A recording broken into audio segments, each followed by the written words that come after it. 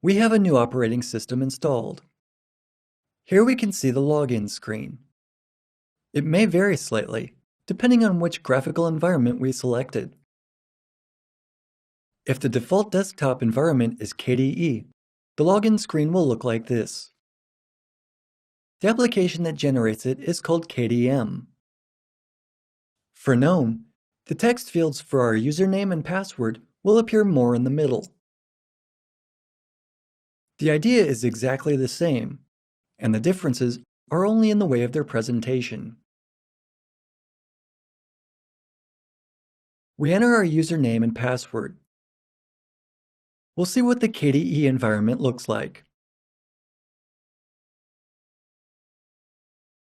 If you installed a single environment, you don't need to do anything. Just enter the username and password and you'll be logged into the system. In theory, you can also log into the graphical environment as root, but it's not advisable. As I've already emphasized several times, unless you have to perform some administrative actions in the system, you should not work in the administrator's account. It's very dangerous, not only on Linux, but also in Windows or any other system. Fortunately, Linux does not force us to work on the administrative account, and thus makes our work quite safe. The desktop looks kind of familiar.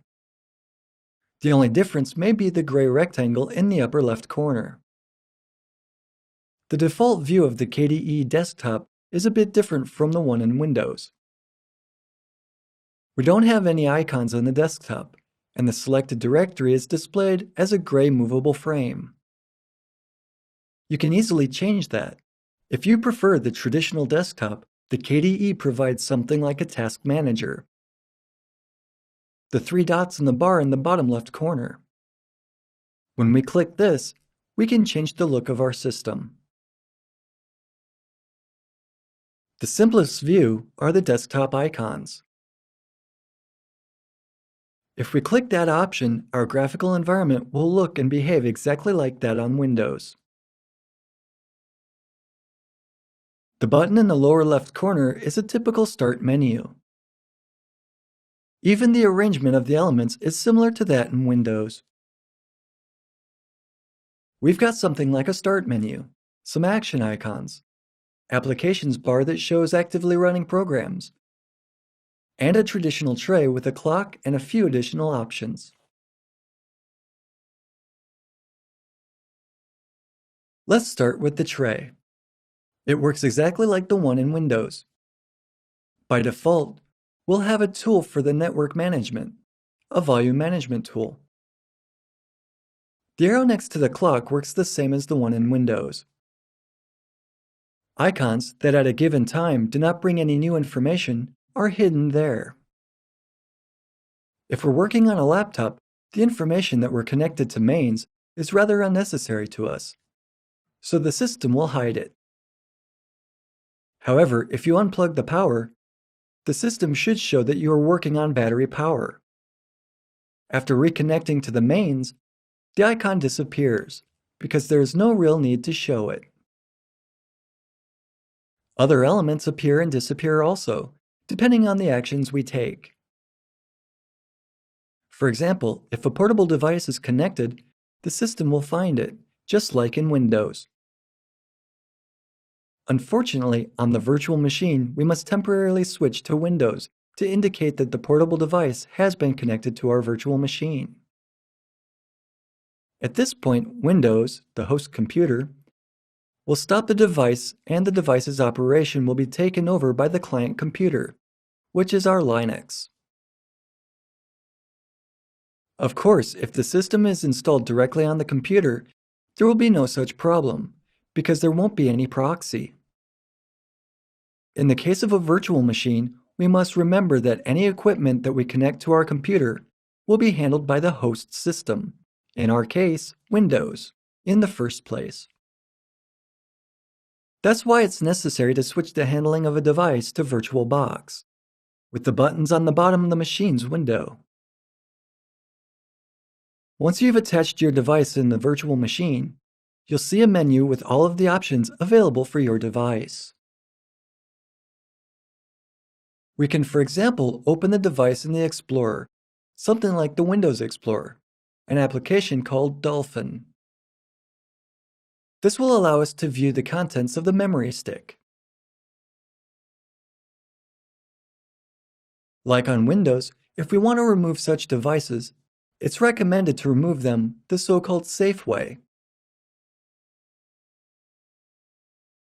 Why are we doing this?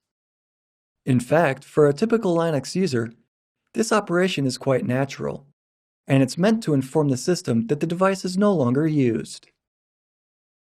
We give the system time to save all data. You should be aware that any operating system, either Windows or Linux, writes data to the hard disk only in the so-called idle time. It's not a priority operation because it takes a lot of time from the point of view of the operating system. The data is stored in some internal memory until it's saved to the hard drive. If you remove a memory stick or a floppy disk too early, the data may not be saved. The problem with this was relatively more noticeable in the times of the USB 1.1 protocol, when transfer was really slow. And even in the case of small files, data losses were potentially large. In the case of USB 2.0, file copying takes a short time and is usually shifted to the so-called idle time. That's when the file is actually stored on the removable device, and saving takes only a brief moment, so the risk of data loss is small. However, using this eject option is recommended both in Linux as well as Windows tool, so that especially when the data is very important, we avoid potential problems. As for the rest of the system, the behavior of the desktop is fairly intuitive and consistent with what we should expect when using a Windows Explorer tool. The right mouse button brings up a menu, where we can create folders or files. The behavior is exactly the same as on Windows. From this level, we can call some additional commands to, for example, add a panel somehow, add a new bar to the left, right, top, or whatever your heart desires. Using it, we can choose the directory, the contents of which will appear on our desktop as icons.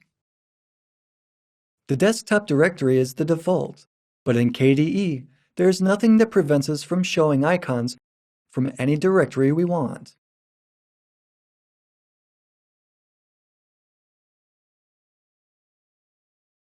There are other interesting things we can change. We can use a different desktop background, redefine mouse actions. We can change the icons ordering. These are all traditional operations that define the appearance of our desktop. It's quite intuitive. Sorting elements, grid icons layout, it's all available.